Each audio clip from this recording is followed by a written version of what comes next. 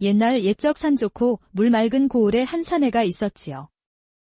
그는 이름조차 사람들 입에 오르내리지 않는 그저 거렁이라 불리던 사내였습니다. 이 거렁이는 본래 양반집 머슴으로 부모를 어린 나이에 여의고 남의 집일을 하며 밥심으로 살아가던 사람이었지요. 부엌 한마당에서 장작을 패고 외양간에서 소똥을 치우고 마당을 쓸며 하루를 보냈습니다.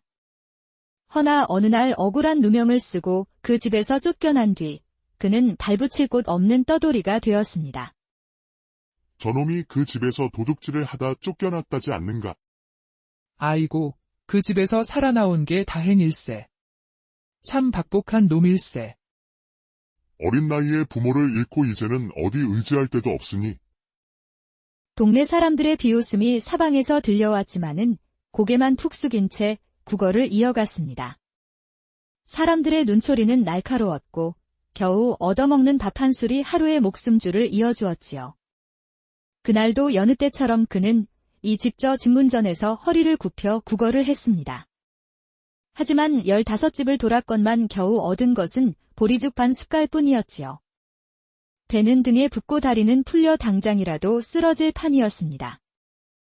아이고, 이렇게 살다 굶어 죽는구나. 거렁이는 쓰라린 허기를 움켜쥔 채 산길을 내려왔습니다. 마침 해가 서산 너머로 기울며 붉은 노을이 온 고을을 물들이던 참이었지요. 저 멀리 보이는 큰 기와집 하나가 눈에 들어왔습니다. 담장은 높고 정갈했으며 대문 앞에는 돌사자가 2마리 우뚝 서 있었지요. 이 집이라면 혹시라도. 거렁이는 용기를 내어 대문을 두드렸습니다. 주인 양반 계시오. 밤에 길손 하나가 신세를 청하러 왔습니다. 잠시 후 대문이 삐걱 열리더니 고운 옷차림의 안주인이 나타났습니다. 붉은 치마에 푸른 저고리, 머리는 정가리 쪽을 진 품새가 기품이 넘쳤지요. 이 밤중에 웬 거렁뱅이요? 마님, 날이 저물어 길을 잃었사옵니다. 부디 하룻밤만 몸을 누일 자리를 허락해 주시오. 우리가 왜 당신 같은 거렁뱅이를 재워야 한단 말이요? 어서 나가시오. 거렁이는 땅에 머리가 닿을 만큼 허리를 숙였습니다. 방이 아니라도 좋습니다. 헛간이라도 괜찮으니 한 번만이라도 부탁드리겠습니다. 부인은 눈살을 찌푸리더니 귀찮다는 듯 말했지요. 집 뒤편에 방앗간이 있으니 그리로 가시오. 네, 알겠습니다. 아무튼 알려주셔서 고맙습니다. 달빛 아래 방앗간은 고요하고 쓸쓸했습니다. 돌절구와 방아가 덩그러니 놓여있고 구석에는 오래된 멍석이 한 장 깔려 있었지요. 거렁이는 그 위에 몸을 웅크리고 누웠습니다. 지붕 틈새로 달빛이 스며들며 그를 어루만지는 듯했지요. 밤이 깊어지고 정적이 내려앉았습니다. 개 짖는 소리와 멀리서 들려오는 풀벌레 소리만이 고요를 깨뜨릴 뿐이었지요. 거렁이가 숨을 고르고 눈을 감으려던 참에 갑자기 바깥에서 발소리가 들려왔습니다. 문틈으로 그림자가 스르륵 들어오더니 상복을 입은 사내가 조심스레 안으로 들어왔습니다. 그는 상주 차림을 하고 있었는데 흰 상복에 상투 위로 상포를 질끈 동여맨 모습이었지요. 그는 주위를 살피더니 상포를 벗어 문 옆에 걸고 상복을 벗어 절구 방아 위에 걸었습니다. 그리고는 살금살금 담장을 넘어 바깥쪽으로 사라졌지요. 거렁이는 멍한 눈으로 그 모습을 지켜보다가 중얼거렸습니다. 이게 무슨 일이다. 상주가 왜 옷을 벗고 간단 말인가? 방앗간은 다시 고요해졌습니다. 잠시 머뭇거리다가 문득 방아에 걸린 상주의 옷을 바라보았습니다. 입어보면 어떤 기분일까? 그는 슬그머니 옷을 집어 몸에 걸쳤습니다. 상포까지 눌러쓰자 스스로가 상주가 된 듯한 묘한 기분이 들었지요. 혼자 실실 웃고 있던 그때 어디선가 발자국 소리가 들려왔습니다. 부드럽고 고운 여인의 발걸음이 점점 다가오고 있었지요. 거렁이는 얼어붙은 듯 서서 문을 바라보았습니다. 이윽고 문이 조심스레 열리며 달빛에 비친 고운 여인의 그림자가 스르륵 안으로 들어섰습니다. 방앗간에 문을 밀고 들어온 여인의 자태는 실로 눈부셨지요. 달빛을 등지고 선 그 모습은 흡사 그림 속 선녀 같았습니다. 흰 저고리에 분홍 치마, 고운 얼굴에 눈매는 가늘고 길며 입술은 석류처럼 붉었습니다. 여인은 잠시 어둠에 익숙지 않은 듯 고개를 갸웃하더니 방앗간 안쪽에 있던 거렁이를 발견하고는 한 걸음에 다가섰습니다. 왔소. 기다렸소이다. 그 말에 거렁이는 식은땀을 흘렸습니다. 이 여인이 자신을 상주로 착각한 듯하여 감히 부정하지 못하였지요. 그저 머쓱한 웃음으로 고개를 끄덕일 뿐이었습니다. 여인은 그를 끌어당겨 안았고 거렁이는 마치 꿈속을 걷는 듯이 아득해졌습니다. 둘은 아무 말 없이 어느 대궐 같은 집으로 향했고 조용히 쪽문을 들어서서는 작은 별채로 향했습니다. 별채 안에는 등잔불이 희미하게 밝혀져 있었고 안은 은근히 따뜻하였지요. 그년이 그렇게 좋던가요? 여인의 첫말이었습니다. 나는 대체 어느 점이 부족하단 말이오? 고운 얼굴, 살림 솜씨, 마음 씀씀이. 거렁이는 그저 말없이 눈을 깜빡였을 뿐이었지요. 여인은 점점 격해졌습니다. 그이가 오면 당신 눈빛이 달라져요. 나와 눈도 안 마주치면서 그녀에겐 그렇게 다정하다니. 그걸 다 보고도 내가 모를 줄 아시오? 그러다 이내 눈물을 글썽이더니 조용히 몸을 그의 곁에 누이며 중얼거렸습니다. 이 몸뚱이 하나로라도 그 사람을 해할 수 있다면 나는 기껏. 그날 밤 방앗간에서 만난 인연 아닌 인연이 그 별채 안에서 하룻밤을 불살랐습니다. 거렁이는 내심 떨고 있었지만 어찌 보면 천운이요 횡재라 여길 수밖에 없었죠. 그리고 새벽 무렵 여인은 장롱에서 비단주머니 하나를 꺼내 거렁이의 품에 안겼습니다. 내 정성이니 부디 받아주시오. 여기 천냥이 들었소이다. 거렁이는 벌어진 입을 다물지 못한 채 고개를 끄덕이며 그 주머니를 품에 넣었습니다. 고맙습니다. 그녀는 말없이 등을 돌렸고 거렁이는 조심스레 방앗간으로 돌아왔습니다. 손에는 생전 처음 만져보는 천냥짜리 은전이 들려 있었지요. 바람은 선선했고 새벽달은 창백하게 빛났습니다. 거렁이는 방앗간에 앉아 속으로 이렇게 중얼거렸습니다. 세상에 이런 일도 있는겨? 밤새 가만히 있었을 뿐인데 천냥이라니. 허나 이게 끝이 아니었습니다. 거렁이는 전날의 천냥 주머니를 품에 안고도 방앗간을 떠나지 않았습니다. 에이, 이런 복이 또 있으려나. 그는 스스로도 황당하다 여겼지만 본능적으로 어젯밤의 일이 다시 일어나리란 예감에 자리를 지켰지요. 그리고 아니나 다를까 한밤중이 되자 또다시 발소리가 들려왔습니다. 문틈으로 비친 그림자, 바로 그 상주 차림의 사내였습니다. 그는 전날과 똑같이 상포를 벗어 걸고 상복을 벗어 방아 위에 걸친 뒤 살금살금 문을 열고 나가 어둠 속으로 사라졌습니다. 거렁이는 속으로 웃었지요. 또 시작이구먼. 그는 다시 상복과 상포를 걸치고 서 있었습니다. 잠시 후 어제와 같은 발자국 소리와 함께 여인이 방앗간 안으로 들어왔습니다. 왔소. 오늘은 어찌 늦었소이까? 여인은 한치 의심 없이 거렁이를 상주라 여겼습니다.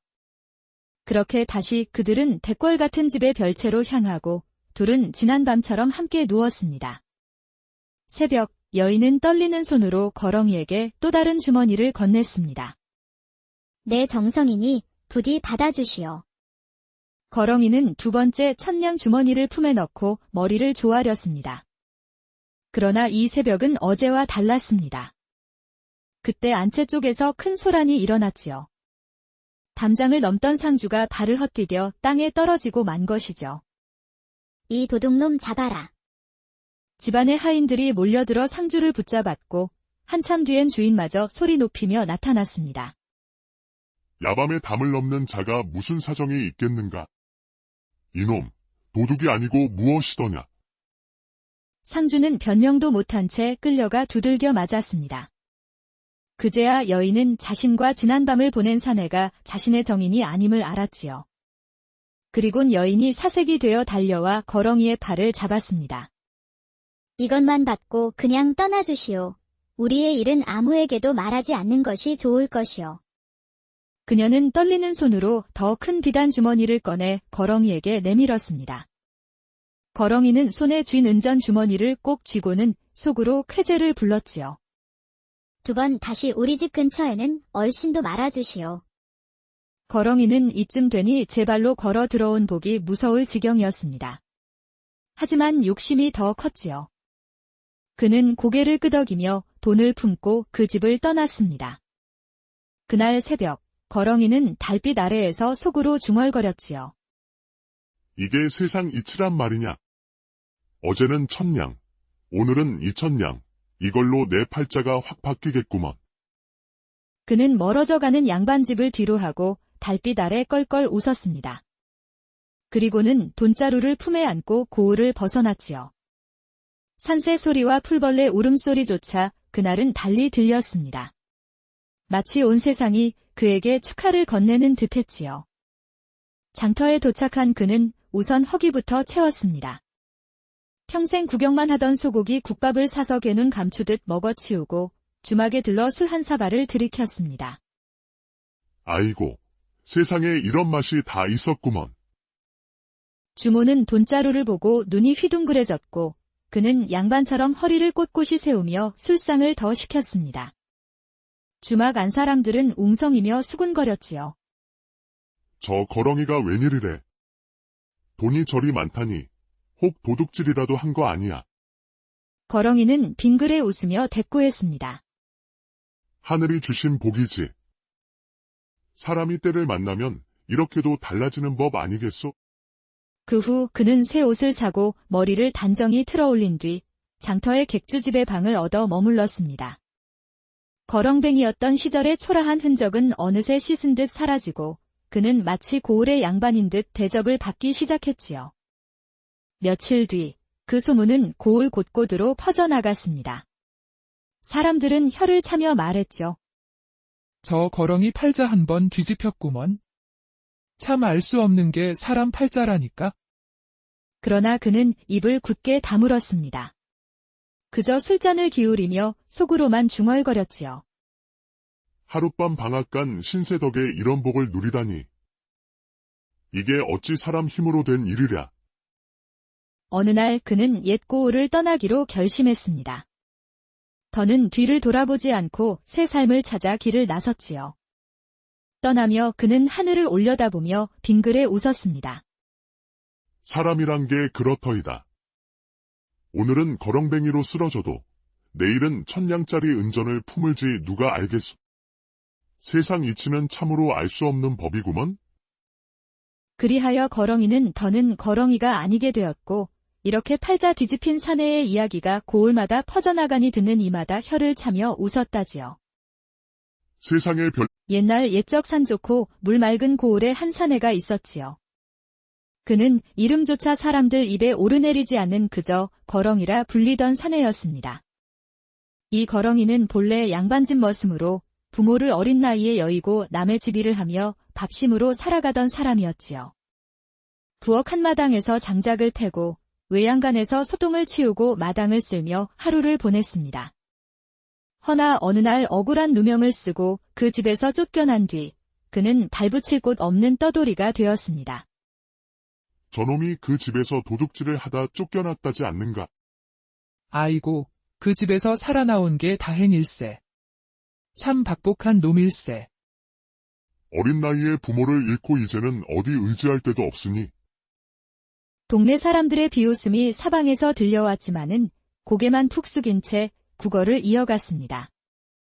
사람들의 눈초리는 날카로웠고 겨우 얻어먹는 밥 한 술이 하루의 목숨줄을 이어주었지요. 그날도 여느 때처럼 그는 이 집저 집문전에서 허리를 굽혀 국어를 했습니다. 하지만 15집을 돌았건만 겨우 얻은 것은 보리죽 반 숟갈뿐이었지요.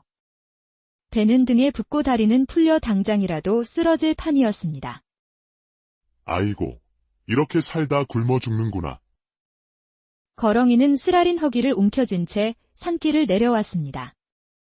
마침 해가 서산 너머로 기울며 붉은 노을이 온 고을을 물들이던 참이었지요. 저 멀리 보이는 큰 기와집 하나가 눈에 들어왔습니다.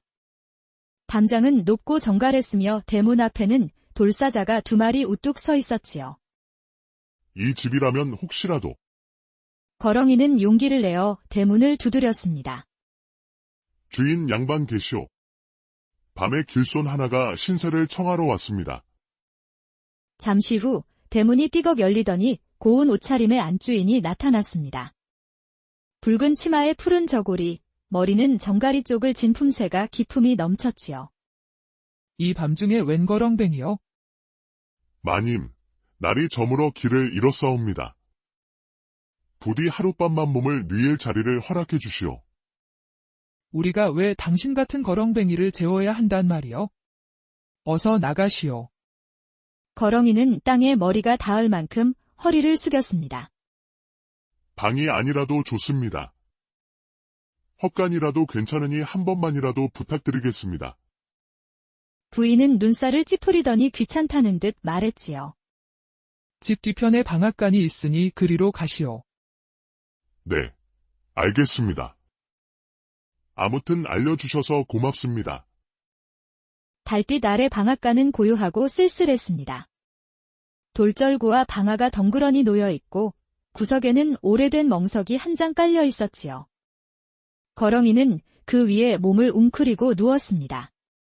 지붕 틈새로 달빛이 스며들며 그를 어루만지는 듯했지요. 밤이 깊어지고 정적이 내려앉았습니다. 개 짖는 소리와 멀리서 들려오는 풀벌레 소리만이 고요를 깨뜨릴 뿐이었지요. 거렁이가 숨을 고르고 눈을 감으려던 참에 갑자기 바깥에서 발소리가 들려왔습니다. 문틈으로 그림자가 스르륵 들어오더니 상복을 입은 사내가 조심스레 안으로 들어왔습니다. 그는 상주 차림을 하고 있었는데 흰 상복에 상투 위로 상포를 질끈 동여맨 모습이었지요. 그는 주위를 살피더니 상포를 벗어 문 옆에 걸고 상복을 벗어 절구 방아 위에 걸었습니다. 그리고는 살금살금 담장을 넘어 바깥쪽으로 사라졌지요. 거렁이는 멍한 눈으로 그 모습을 지켜보다가 중얼거렸습니다. 이게 무슨 일이다. 상주가 왜 옷을 벗고 간단 말인가? 방앗간은 다시 고요해졌습니다. 잠시 머뭇거리다가 문득 방아에 걸린 상주의 옷을 바라보았습니다. 입어보면 어떤 기분일까? 그는 슬그머니 옷을 집어 몸에 걸쳤습니다. 상포까지 눌러쓰자 스스로가 상주가 된 듯한 묘한 기분이 들었지요. 혼자 실실 웃고 있던 그때 어디선가 발자국 소리가 들려왔습니다. 부드럽고 고운 여인의 발걸음이 점점 다가오고 있었지요. 거렁이는 얼어붙은 듯 서서 문을 바라보았습니다. 이윽고 문이 조심스레 열리며 달빛에 비친 고운 여인의 그림자가 스르륵 안으로 들어섰습니다. 방앗간에 문을 밀고 들어온 여인의 자태는 실로 눈부셨지요. 달빛을 등지고 선 그 모습은 흡사 그림 속 선녀 같았습니다. 흰 저고리에 분홍 치마, 고운 얼굴의 눈매는 가늘고 길며 입술은 석류처럼 붉었습니다. 여인은 잠시 어둠에 익숙지 않은 듯 고개를 갸웃하더니 방앗간 안쪽에 있던 거렁이를 발견하고는 한 걸음에 다가섰습니다. 왔소. 기다렸소이다. 그 말에 거렁이는 식은땀을 흘렸습니다. 이 여인이 자신을 상주로 착각한 듯하여 감히 부정하지 못하였지요. 그저 머쓱한 웃음으로 고개를 끄덕일 뿐이었습니다. 여인은 그를 끌어당겨 안았고 거렁이는 마치 꿈속을 걷는 듯이 아득해졌습니다. 둘은 아무 말 없이 어느 대궐 같은 집으로 향했고 조용히 쪽문을 들어서서는 작은 별채로 향했습니다. 별채 안에는 등잔불이 희미하게 밝혀져 있었고 안은 은근히 따뜻하였지요. 그년이 그렇게 좋던가요? 여인의 첫말이었습니다. 나는 대체 어느 점이 부족하단 말이오? 고운 얼굴, 살림 솜씨, 마음 씀씀이. 거렁이는 그저 말없이 눈을 깜빡였을 뿐이었지요. 여인은 점점 격해졌습니다. 그이가 오면 당신 눈빛이 달라져요. 나와 눈도 안 마주치면서 그녀에겐 그렇게 다정하다니. 그걸 다 보고도 내가 모를 줄 아시오? 그러다 이내 눈물을 글썽이더니 조용히 몸을 그의 곁에 누이며 중얼거렸습니다. 이 몸뚱이 하나로라도 그 사람을 해할 수 있다면 나는 기껏. 그날 밤 방앗간에서 만난 인연 아닌 인연이 그 별채 안에서 하룻밤을 불살랐습니다. 거렁이는 내심 떨고 있었지만 어찌 보면 천운이요 횡재라 여길 수밖에 없었죠. 그리고 새벽 무렵 여인은 장롱에서 비단주머니 하나를 꺼내 거렁이의 품에 안겼습니다. 내 정성이니 부디 받아주시오. 여기 천냥이 들었소이다. 거렁이는 벌어진 입을 다물지 못한 채 고개를 끄덕이며 그 주머니를 품에 넣었습니다. 고맙습니다. 그녀는 말없이 등을 돌렸고 거렁이는 조심스레 방앗간으로 돌아왔습니다. 손에는 생전 처음 만져보는 천냥짜리 은전이 들려 있었지요. 바람은 선선했고 새벽달은 창백하게 빛났습니다. 거렁이는 방앗간에 앉아 속으로 이렇게 중얼거렸습니다. 세상에 이런 일도 있는겨? 밤새 가만히 있었을 뿐인데 천냥이라니.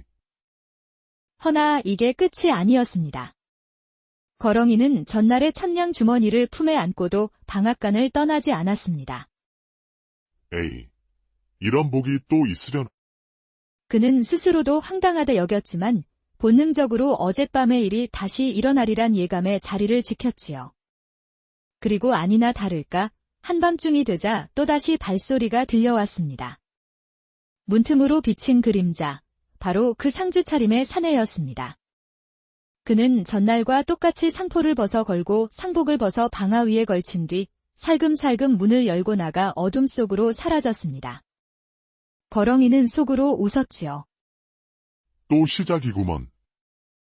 그는 다시 상복과 상포를 걸치고 서 있었습니다. 잠시 후 어제와 같은 발자국 소리와 함께 여인이 방앗간 안으로 들어왔습니다. 왔소.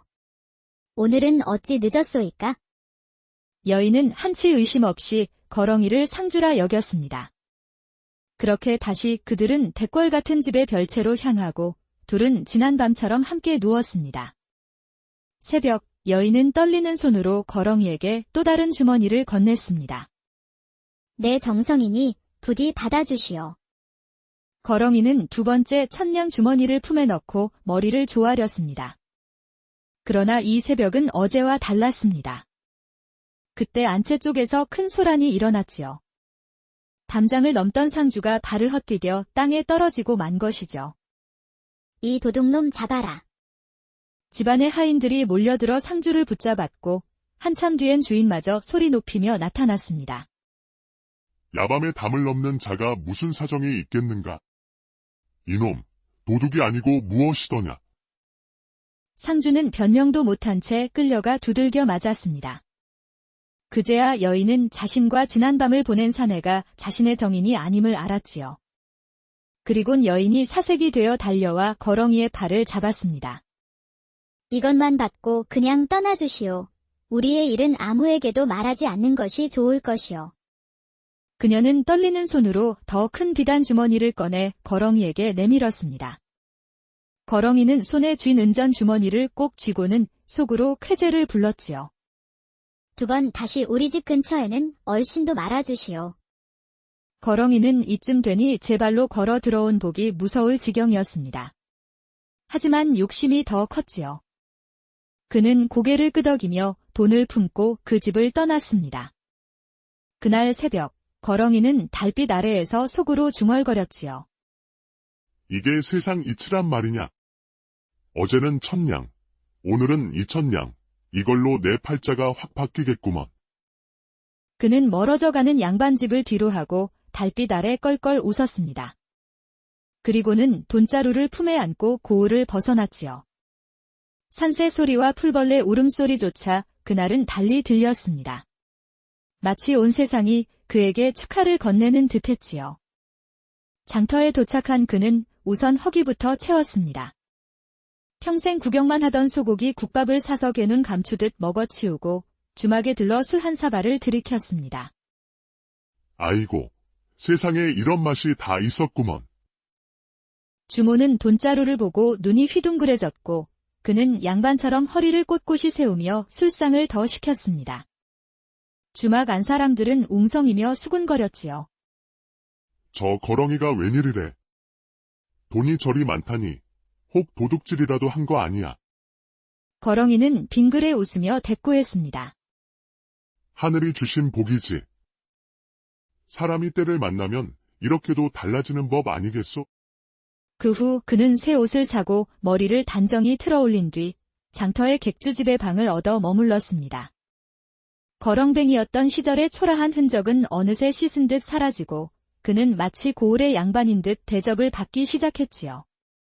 며칠 뒤 그 소문은 고을 곳곳으로 퍼져나갔습니다. 사람들은 혀를 차며 말했죠. 저 거렁이 팔자 한번 뒤집혔구먼. 참 알 수 없는 게 사람 팔자라니까. 그러나 그는 입을 굳게 다물었습니다.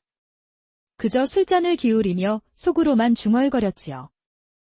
하룻밤 방앗간 신세 덕에 이런 복을 누리다니. 이게 어찌 사람 힘으로 된 일이랴. 어느 날 그는 옛 고을을 떠나기로 결심했습니다. 더는 뒤를 돌아보지 않고 새 삶을 찾아 길을 나섰지요. 떠나며 그는 하늘을 올려다보며 빙그레 웃었습니다. 사람이란 게 그렇더이다. 오늘은 거렁뱅이로 쓰러져도 내일은 천냥짜리 은전을 품을지 누가 알겠소. 세상 이치는 참으로 알 수 없는 법이구먼. 그리하여 거렁이는 더는 거렁이가 아니게 되었고 이렇게 팔자 뒤집힌 사내의 이야기가 고을마다 퍼져나가니 듣는 이마다 혀를 차며 웃었다지요. 세상의 별 옛날 옛적 산 좋고 물 맑은 고을에 한 사내가 있었지요. 그는 이름조차 사람들 입에 오르내리지 않는 그저 거렁이라 불리던 사내였습니다. 이 거렁이는 본래 양반집 머슴으로 부모를 어린 나이에 여의고 남의 집일을 하며 밥심으로 살아가던 사람이었지요. 부엌 한마당에서 장작을 패고 외양간에서 소똥을 치우고 마당을 쓸며 하루를 보냈습니다. 허나 어느 날 억울한 누명을 쓰고 그 집에서 쫓겨난 뒤 그는 발붙일 곳 없는 떠돌이가 되었습니다. 저놈이 그 집에서 도둑질을 하다 쫓겨났다지 않는가. 아이고, 그 집에서 살아나온 게 다행일세. 참 박복한 놈일세. 어린 나이에 부모를 잃고 이제는 어디 의지할 데도 없으니. 동네 사람들의 비웃음이 사방에서 들려왔지만은 고개만 푹 숙인 채 국어를 이어갔습니다. 사람들의 눈초리는 날카로웠고 겨우 얻어먹는 밥 한 술이 하루의 목숨줄을 이어주었지요. 그날도 여느 때처럼 그는 이 집저 집문전에서 허리를 굽혀 국어를 했습니다. 하지만 15집을 돌았건만 겨우 얻은 것은 보리죽 반 숟갈뿐이었지요. 배는 등에 붙고 다리는 풀려 당장이라도 쓰러질 판이었습니다. 아이고, 이렇게 살다 굶어 죽는구나. 거렁이는 쓰라린 허기를 움켜쥔 채 산길을 내려왔습니다. 마침 해가 서산 너머로 기울며 붉은 노을이 온 고을을 물들이던 참이었지요. 저 멀리 보이는 큰 기와집 하나가 눈에 들어왔습니다. 담장은 높고 정갈했으며 대문 앞에는 돌사자가 2마리 우뚝 서 있었지요. 이 집이라면 혹시라도. 거렁이는 용기를 내어 대문을 두드렸습니다. 주인 양반 계시오. 밤에 길손 하나가 신세를 청하러 왔습니다. 잠시 후 대문이 삐걱 열리더니 고운 옷차림의 안주인이 나타났습니다. 붉은 치마에 푸른 저고리, 머리는 정가리 쪽을 진 품새가 기품이 넘쳤지요. 이 밤중에 웬 거렁뱅이요? 마님, 날이 저물어 길을 잃었사옵니다. 부디 하룻밤만 몸을 누일 자리를 허락해 주시오. 우리가 왜 당신 같은 거렁뱅이를 재워야 한단 말이요? 어서 나가시오. 거렁이는 땅에 머리가 닿을 만큼 허리를 숙였습니다. 방이 아니라도 좋습니다. 헛간이라도 괜찮으니 한 번만이라도 부탁드리겠습니다. 부인은 눈살을 찌푸리더니 귀찮다는 듯 말했지요. 집 뒤편에 방앗간이 있으니 그리로 가시오. 네, 알겠습니다. 아무튼 알려주셔서 고맙습니다. 달빛 아래 방앗간은 고요하고 쓸쓸했습니다. 돌절구와 방아가 덩그러니 놓여 있고 구석에는 오래된 멍석이 한 장 깔려 있었지요. 거렁이는 그 위에 몸을 웅크리고 누웠습니다. 지붕 틈새로 달빛이 스며들며 그를 어루만지는 듯했지요. 밤이 깊어지고 정적이 내려앉았습니다. 개 짖는 소리와 멀리서 들려오는 풀벌레 소리만이 고요를 깨뜨릴 뿐이었지요. 거렁이가 숨을 고르고 눈을 감으려던 참에 갑자기 바깥에서 발소리가 들려왔습니다. 문틈으로 그림자가 스르륵 들어오더니 상복을 입은 사내가 조심스레 안으로 들어왔습니다. 그는 상주 차림을 하고 있었는데 흰 상복에 상투 위로 상포를 질끈 동여맨 모습이었지요. 그는 주위를 살피더니 상포를 벗어 문 옆에 걸고 상복을 벗어 절구 방아 위에 걸었습니다. 그리고는 살금살금 담장을 넘어 바깥쪽으로 사라졌지요. 거렁이는 멍한 눈으로 그 모습을 지켜보다가 중얼거렸습니다. 이게 무슨 일이다. 상주가 왜 옷을 벗고 간단 말인가? 방앗간은 다시 고요해졌습니다. 잠시 머뭇거리다가 문득 방아에 걸린 상주의 옷을 바라보았습니다. 입어보면 어떤 기분일까? 그는 슬그머니 옷을 집어 몸에 걸쳤습니다. 상포까지 눌러쓰자 스스로가 상주가 된 듯한 묘한 기분이 들었지요. 혼자 실실 웃고 있던 그때 어디선가 발자국 소리가 들려왔습니다. 부드럽고 고운 여인의 발걸음이 점점 다가오고 있었지요. 거렁이는 얼어붙은 듯 서서 문을 바라보았습니다. 이윽고 문이 조심스레 열리며 달빛에 비친 고운 여인의 그림자가 스르륵 안으로 들어섰습니다. 방앗간에 문을 밀고 들어온 여인의 자태는 실로 눈부셨지요. 달빛을 등지고 선 그 모습은 흡사 그림 속 선녀 같았습니다. 흰 저고리에 분홍 치마, 고운 얼굴의 눈매는 가늘고 길며 입술은 석류처럼 붉었습니다. 여인은 잠시 어둠에 익숙지 않은 듯 고개를 갸웃하더니 방앗간 안쪽에 있던 거렁이를 발견하고는 한 걸음에 다가섰습니다. 왔소. 기다렸소이다. 그 말에 거렁이는 식은땀을 흘렸습니다. 이 여인이 자신을 상주로 착각한 듯하여 감히 부정하지 못하였지요. 그저 머쓱한 웃음으로 고개를 끄덕일 뿐이었습니다. 여인은 그를 끌어당겨 안았고 거렁이는 마치 꿈속을 걷는 듯이 아득해졌습니다. 둘은 아무 말 없이 어느 대궐 같은 집으로 향했고 조용히 쪽문을 들어서서는 작은 별채로 향했습니다. 별채 안에는 등잔불이 희미하게 밝혀져 있었고 안은 은근히 따뜻하였지요. 그년이 그렇게 좋던가요? 여인의 첫말이었습니다. 나는 대체 어느 점이 부족하단 말이오? 고운 얼굴, 살림 솜씨, 마음 씀씀이. 거렁이는 그저 말없이 눈을 깜빡였을 뿐이었지요. 여인은 점점 격해졌습니다. 그이가 오면 당신 눈빛이 달라져요. 나와 눈도 안 마주치면서 그녀에겐 그렇게 다정하다니. 그걸 다 보고도 내가 모를 줄 아시오? 그러다 이내 눈물을 글썽이더니 조용히 몸을 그의 곁에 누이며 중얼거렸습니다. 이 몸뚱이 하나로라도 그 사람을 해할 수 있다면 나는 기껏.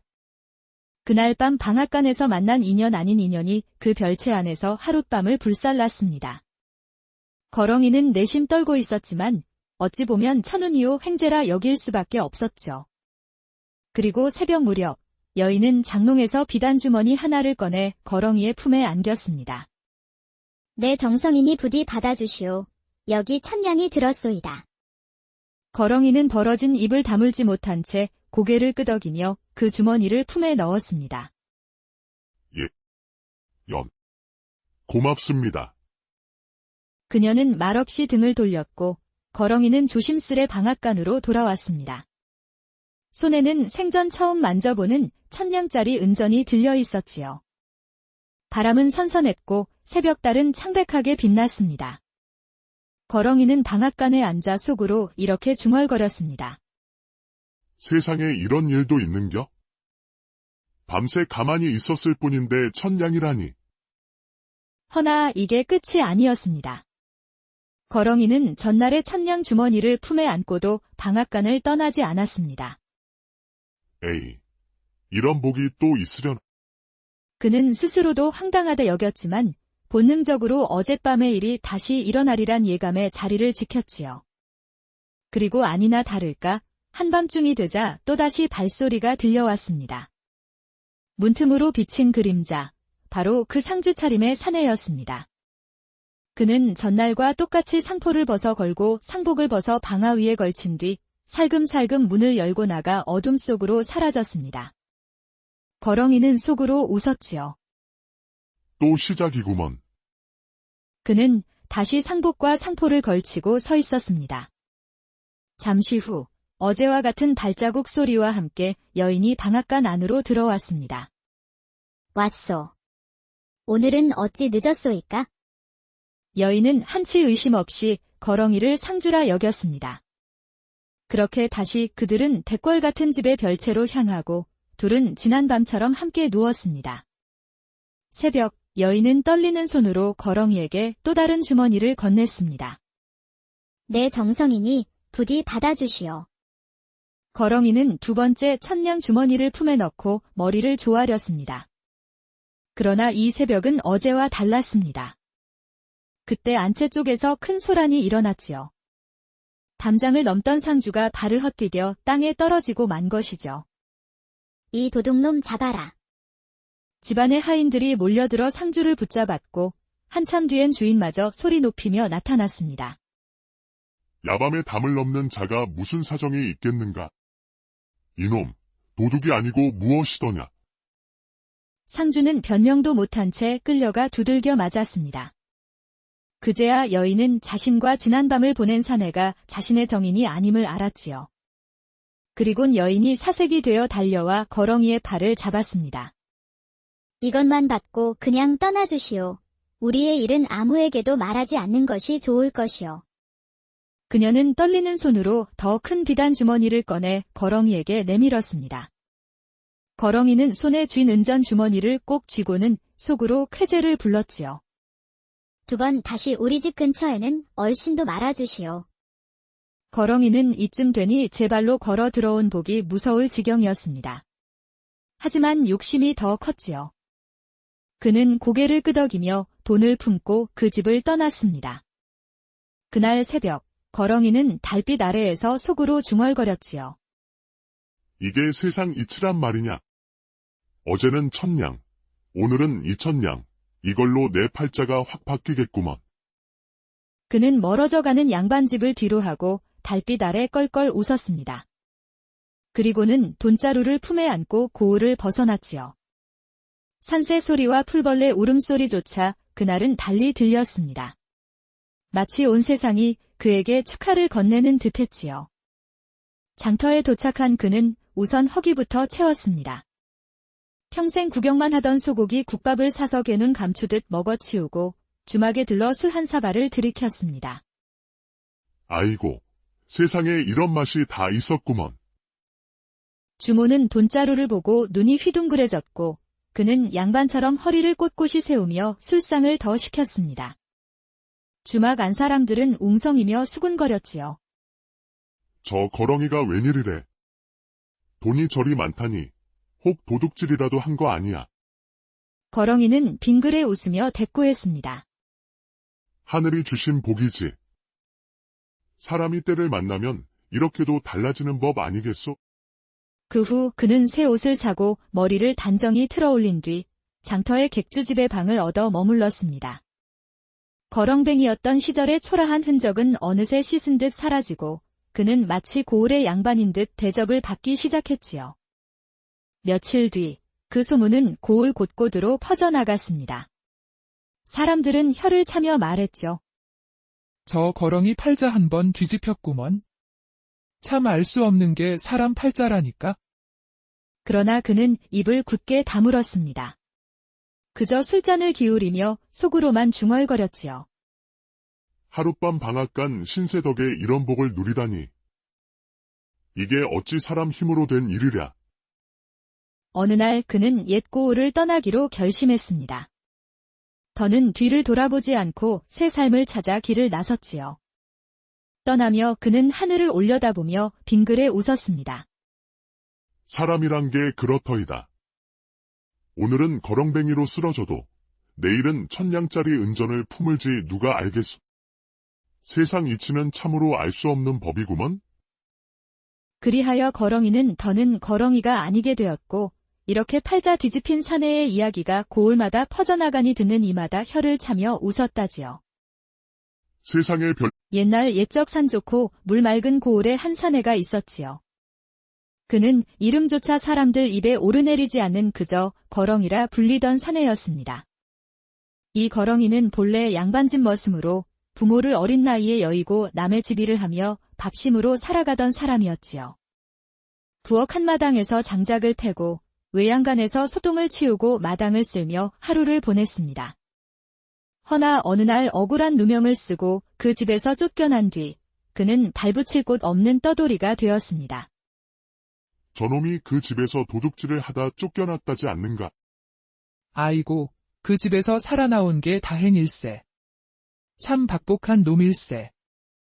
어린 나이에 부모를 잃고 이제는 어디 의지할 데도 없으니 동네 사람들의 비웃음이 사방에서 들려왔지만은 고개만 푹 숙인 채 국어를 이어갔습니다. 사람들의 눈초리는 날카로웠고 겨우 얻어먹는 밥 한 술이 하루의 목숨줄을 이어주었지요. 그날도 여느 때처럼 그는 이 집저 집문전에서 허리를 굽혀 국어를 했습니다. 하지만 15집을 돌았건만 겨우 얻은 것은 보리죽 반 숟갈뿐이었지요. 배는 등에 붙고 다리는 풀려 당장이라도 쓰러질 판이었습니다. 아이고, 이렇게 살다 굶어 죽는구나.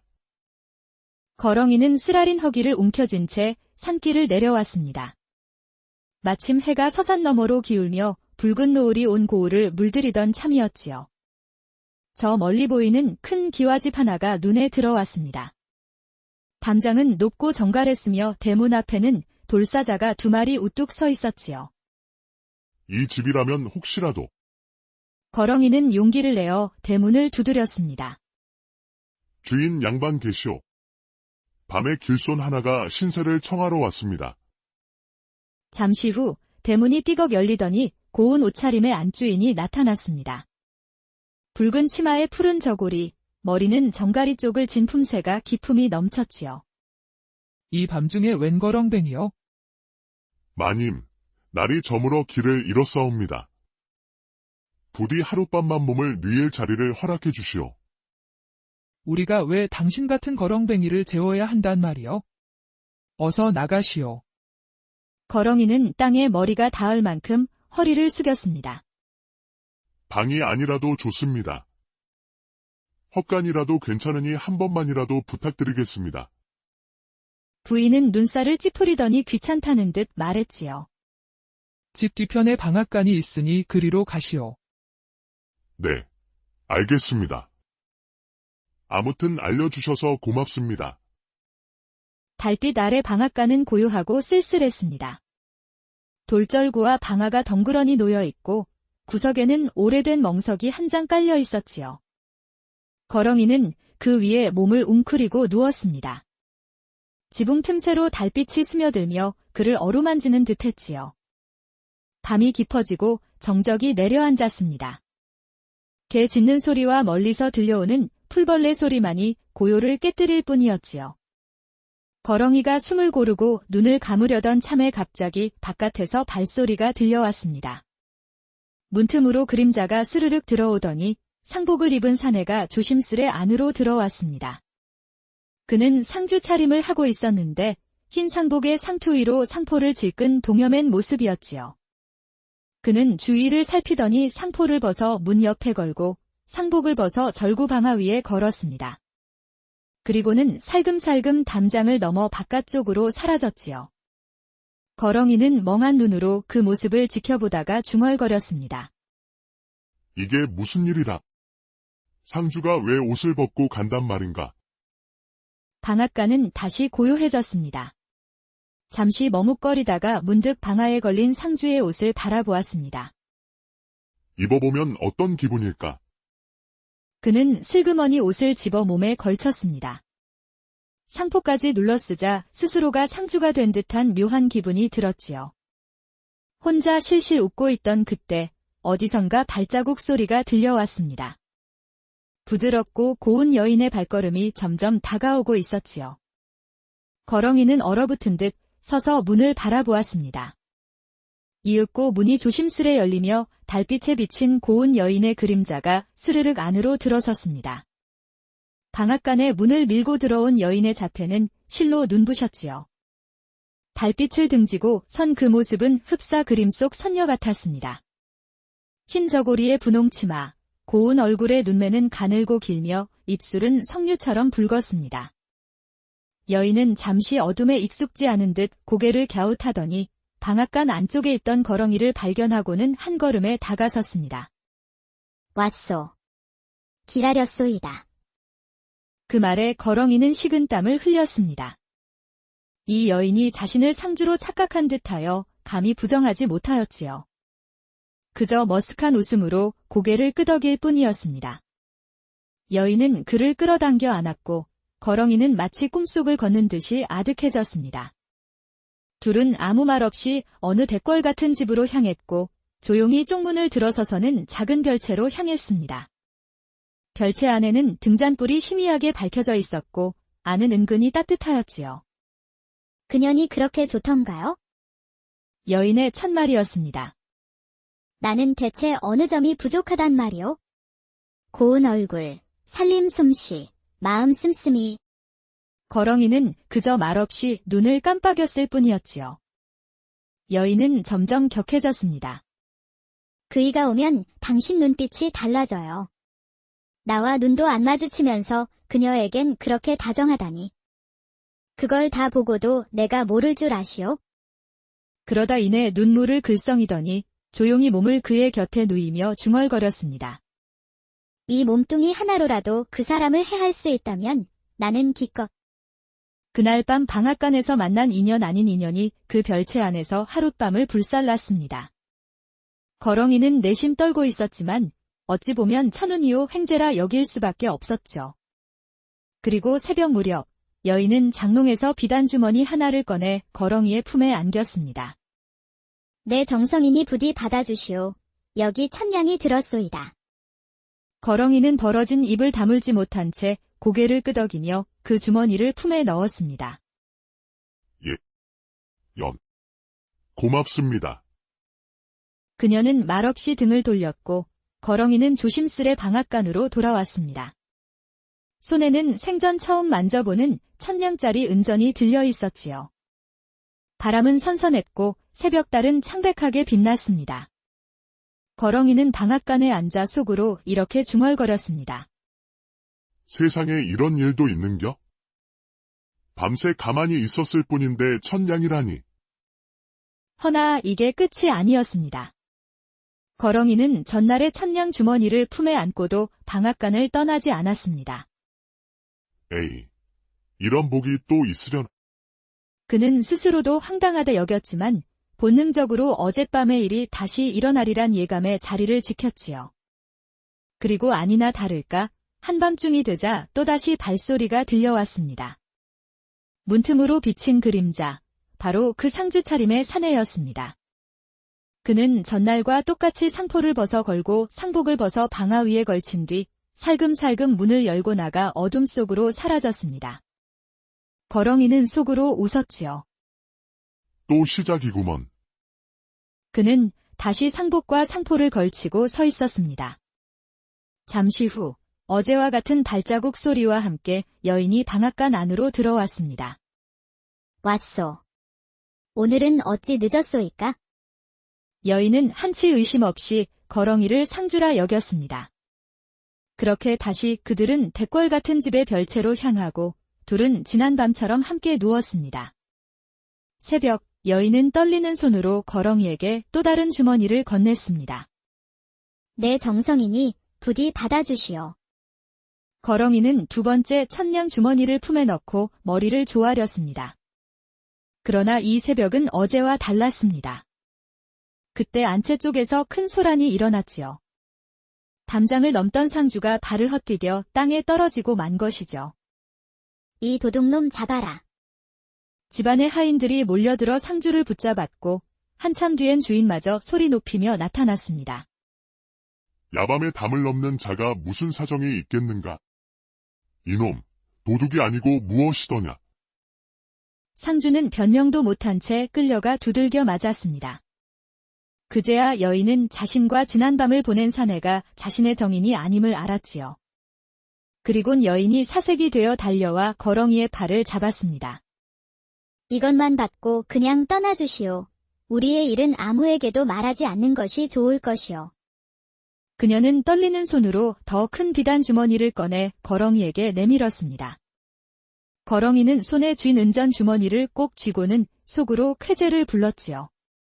2번 다시 우리 집 근처에는 얼씬도 말아주시오. 거렁이는 이쯤 되니 제 발로 걸어 들어온 복이 무서울 지경이었습니다. 하지만 욕심이 더 컸지요. 그는 고개를 끄덕이며 돈을 품고 그 집을 떠났습니다. 그날 새벽, 거렁이는 달빛 아래에서 속으로 중얼거렸지요. 이게 세상 이치란 말이냐? 어제는 1000냥, 오늘은 2000냥, 이걸로 내 팔자가 확 바뀌겠구먼. 그는 멀어져 가는 양반집을 뒤로 하고 달빛 아래 껄껄 웃었습니다. 그리고는 돈자루를 품에 안고 고을을 벗어났지요. 산새 소리와 풀벌레 울음소리조차 그날은 달리 들렸습니다. 마치 온 세상이 그에게 축하를 건네는 듯했지요.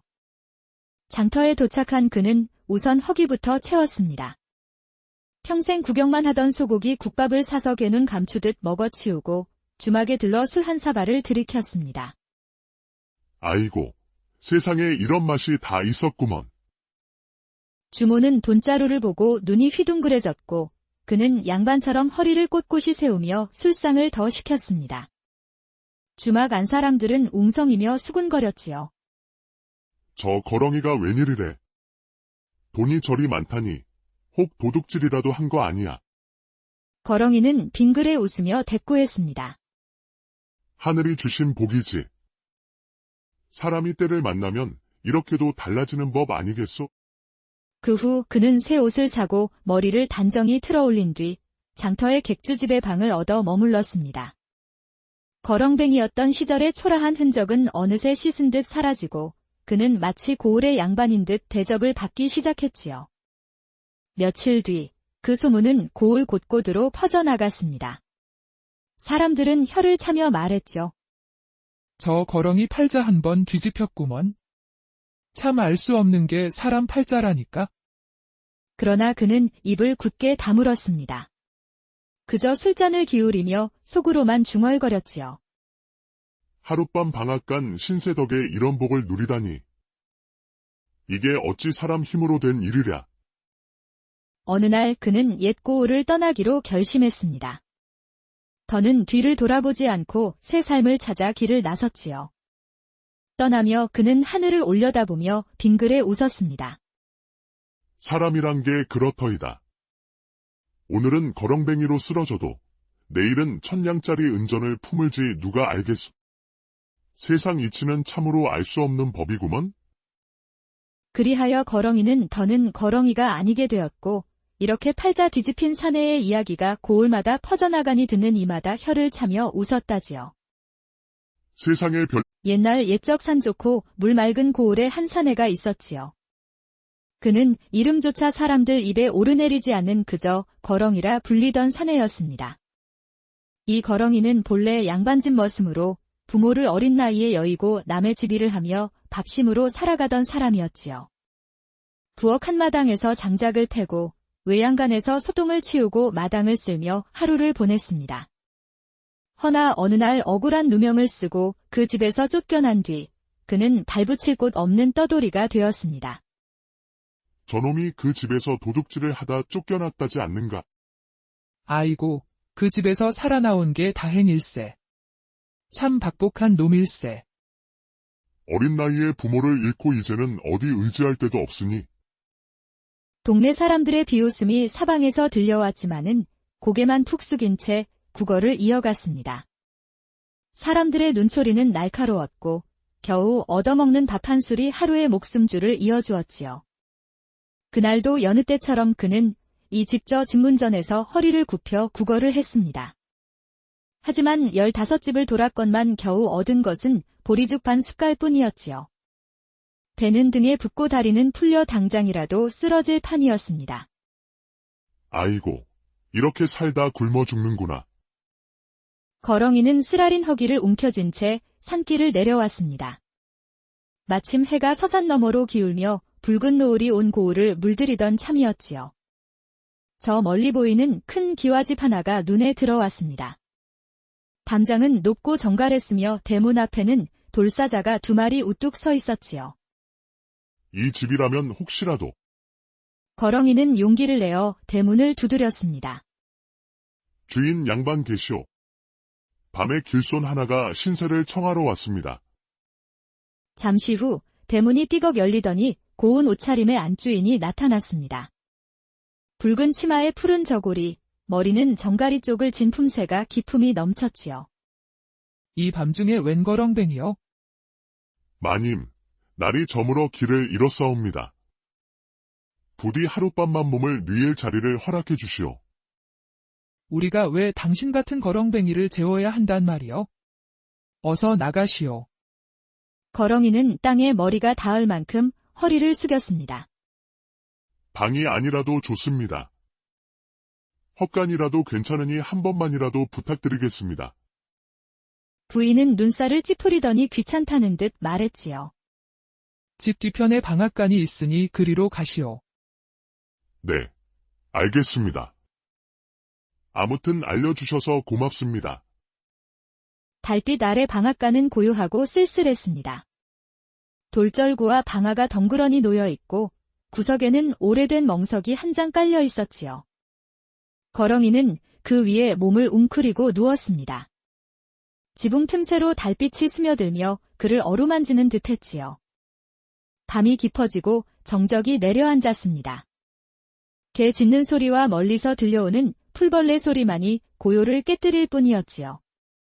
거렁이가 숨을 고르고 눈을 감으려던 참에 갑자기 바깥에서 발소리가 들려왔습니다. 문틈으로 그림자가 스르륵 들어오더니 상복을 입은 사내가 조심스레 안으로 들어왔습니다. 그는 상주 차림을 하고 있었는데 흰 상복에 상투 위로 상포를 질끈 동여맨 모습이었지요. 그는 주위를 살피더니 상포를 벗어 문 옆에 걸고 상복을 벗어 절구 방아 위에 걸었습니다. 그리고는 살금살금 담장을 넘어 바깥쪽으로 사라졌지요. 거렁이는 멍한 눈으로 그 모습을 지켜보다가 중얼거렸습니다. 이게 무슨 일이다. 상주가 왜 옷을 벗고 간단 말인가? 방앗간은 다시 고요해졌습니다. 잠시 머뭇거리다가 문득 방아에 걸린 상주의 옷을 바라보았습니다. 입어보면 어떤 기분일까? 그는 슬그머니 옷을 집어 몸에 걸쳤습니다. 상포까지 눌러쓰자 스스로가 상주가 된 듯한 묘한 기분이 들었지요. 혼자 실실 웃고 있던 그때 어디선가 발자국 소리가 들려왔습니다. 부드럽고 고운 여인의 발걸음이 점점 다가오고 있었지요. 거렁이는 얼어붙은 듯 서서 문을 바라보았습니다. 이윽고 문이 조심스레 열리며 달빛에 비친 고운 여인의 그림자가 스르륵 안으로 들어섰습니다. 방앗간에 문을 밀고 들어온 여인의 자태는 실로 눈부셨지요. 달빛을 등지고 선 그 모습은 흡사 그림 속 선녀 같았습니다. 흰 저고리에 분홍 치마, 고운 얼굴의 눈매는 가늘고 길며 입술은 석류처럼 붉었습니다. 여인은 잠시 어둠에 익숙지 않은 듯 고개를 갸웃하더니 방앗간 안쪽에 있던 거렁이를 발견하고는 한 걸음에 다가섰습니다. 왔소. 기다렸소이다. 그 말에 거렁이는 식은땀을 흘렸습니다. 이 여인이 자신을 상주로 착각한 듯하여 감히 부정하지 못하였지요. 그저 머쓱한 웃음으로 고개를 끄덕일 뿐이었습니다. 여인은 그를 끌어당겨 안았고 거렁이는 마치 꿈속을 걷는 듯이 아득해졌습니다. 둘은 아무 말 없이 어느 대궐 같은 집으로 향했고 조용히 쪽문을 들어서서는 작은 별채로 향했습니다. 별채 안에는 등잔불이 희미하게 밝혀져 있었고 안은 은근히 따뜻하였지요. 그년이 그렇게 좋던가요? 여인의 첫말이었습니다. 나는 대체 어느 점이 부족하단 말이오? 고운 얼굴, 살림 솜씨, 마음 씀씀이. 거렁이는 그저 말없이 눈을 깜빡였을 뿐이었지요. 여인은 점점 격해졌습니다. 그이가 오면 당신 눈빛이 달라져요. 나와 눈도 안 마주치면서 그녀에겐 그렇게 다정하다니. 그걸 다 보고도 내가 모를 줄 아시오? 그러다 이내 눈물을 글썽이더니 조용히 몸을 그의 곁에 누이며 중얼거렸습니다. 이 몸뚱이 하나로라도 그 사람을 해할 수 있다면 나는 기껏 그날 밤 방앗간에서 만난 인연 아닌 인연이